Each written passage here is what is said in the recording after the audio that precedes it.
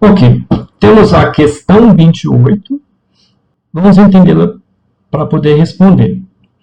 As bicicletas possuem uma corrente que liga uma coroa dentada dianteira. Essa é a coroa dianteira, movimentada pelos pedais.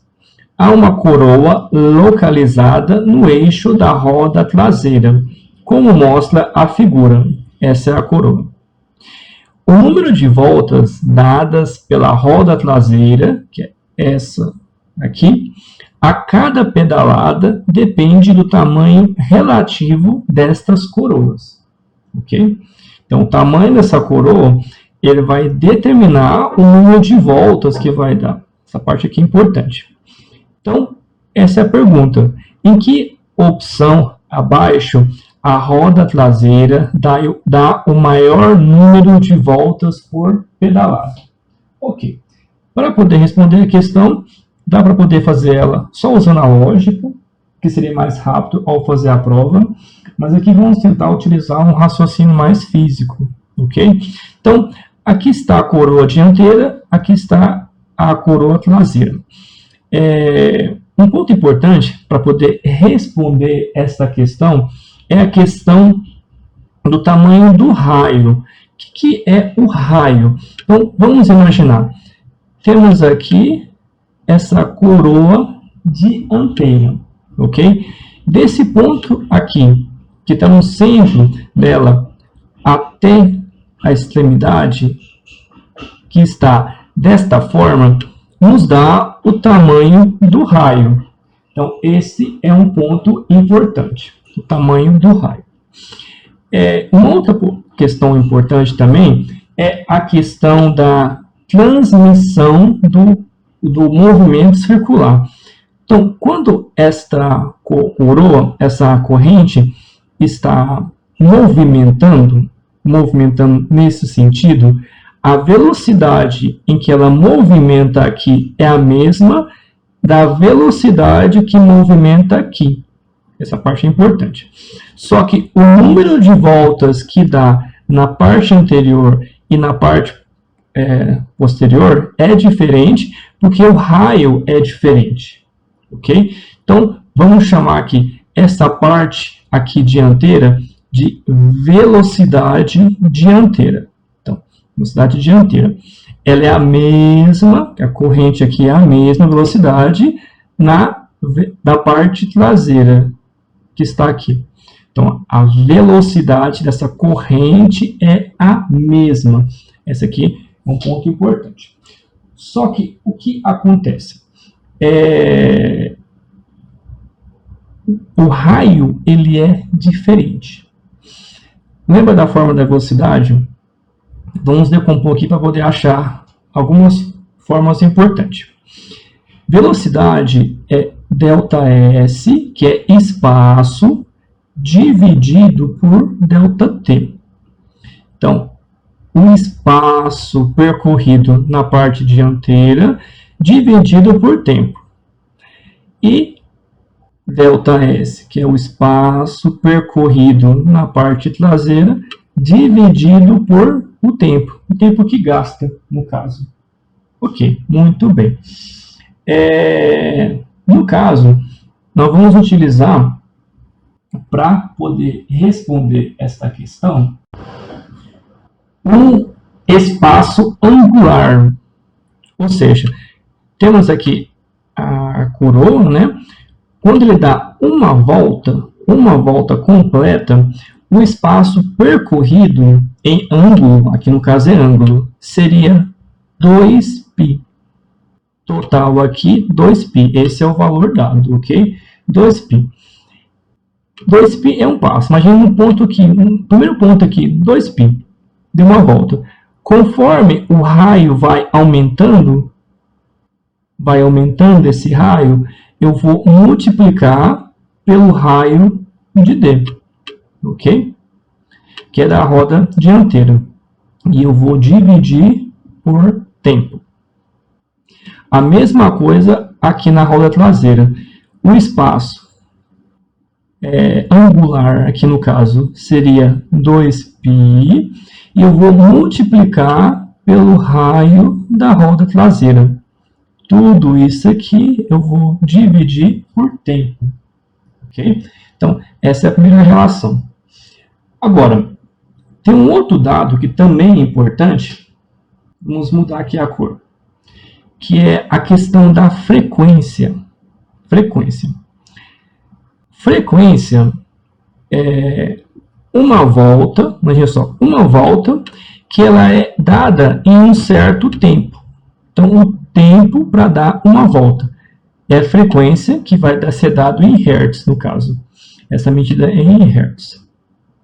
Uma volta em um tempo. Eu posso colocar esse tempo para cá e a frequência para cá. Ficando desta forma. ΔT é igual a 1 sobre frequência. Esse ΔT eu posso colocar aqui. Ok? Ficando da seguinte forma. 2π, que é esse ângulo, aqui no caso a dianteira, esse ângulo percorrido em uma volta, vezes o raio dessa roda dianteira, que está aqui, e eu vou dividir por 1 sobre f de frequência, ok? Que é igual a 2π vezes o raio da roda traseira dividido por 1 sobre f, ok? Esse dado aqui, vamos colocar aqui assim, 2π vezes raio da roda traseira, vamos colocar assim, 1 vezes, ao colocar essa fração para cima, vamos colocar assim, fica f sobre 1. No caso, f da roda dianteira, que é igual a 2π vezes roda traseira vezes f da roda, que é a frequência da roda traseira. Então, esta é a relação que nós vamos usar para poder responder a esta questão, ok? Então, vamos marcar aqui desta forma para que possamos utilizar essa relação ao responder a questão 28. Então, vamos olhar melhor aqui as opções, ficando desta forma.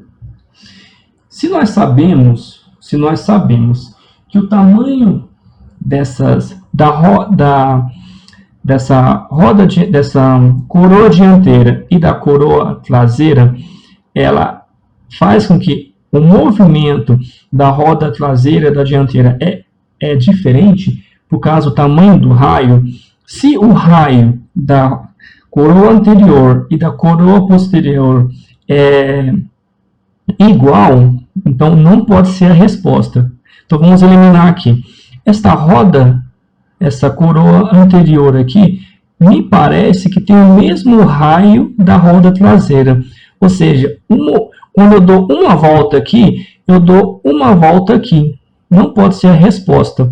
E a mesma coisa acontece aqui. O raio aqui da primeira é o mesmo raio aqui da parte dianteira, é o mesmo raio da parte traseira. Então, essas aqui não pode ser a resposta. Vamos começar aqui eliminando. Ok. Perceba. Sobrou aqui A, B e D. Na parte A, temos a coroa da parte anterior bem maior do que da parte posterior.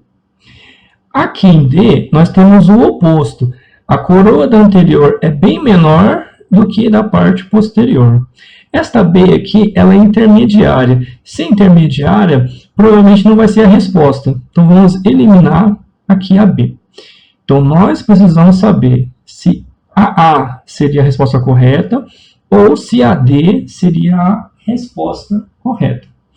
Então, vamos fazer cálculos para poder calcular, usando essa relação que nós colocamos aqui. Vamos imaginar que o raio, ok? Esse raio dessa coroa dianteira aqui, ele vale 4 centímetros, ok? Vamos imaginar assim, mais ou menos, 4 centímetros. Não seria isso, mas só para facilitar o cálculo. Esse raio aqui da coroa posterior tem um valor de 1 centímetro. Vamos montar a relação usando esse aqui. Então, 2π vezes qual que é o raio da roda dianteira? Então, vamos colocar aqui 4, ok? Vezes, e o que eu quero saber é a frequência de D. Ok, muito bem. Que é da roda dianteira. Que vai ser igual 2π, que é o ângulo que percorre, vezes quanto que é o raio dessa roda traseira? Igual a 1 centímetro. A gente colocou assim. Que é igual à frequência da roda traseira. Ok. Agora vamos montar da mesma forma aqui em D. Aqui em D, esse raio pequenininho aqui, eu vou imaginar que é igual a 1 centímetro, ok?